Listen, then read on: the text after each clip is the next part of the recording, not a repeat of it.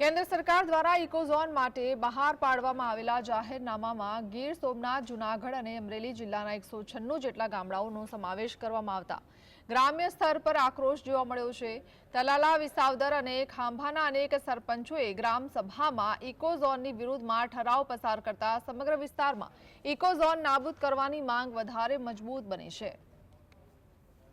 તાજેતરમાં ભાજપના મહત્વના નેતાઓ ગીર સોમનાથ જિલ્લા અને જૂનાગઢ જિલ્લાના પ્રમુખો એ સરકારમાં ઇકોઝોન નાબૂદ કરવા માટેની ભલામણો કરી છે। એમને હું આવકારું છું, પણ પ્રશ્ન એક ત્યાં ઉપસ્થિત થાય છે કે એક બાજુ ભાજપ પોતે આવા કાળા કાયદા લાવે છે અને બીજી બાજુ સ્થાનિક ભાજપના જ નેતા, મહત્વના નેતાઓ આ કાળો કાયદો દૂર કરવા માટેની ભલામણ કરી રહ્યા છે। એમનો સીધો મતલબ તો એવો થાય છે કે ભાજપે આ કાયદો લાવતા પહેલા એમના જ સ્થાનિક મહત્વના નેતાઓને વિશ્વાસમાં લીધા નથી।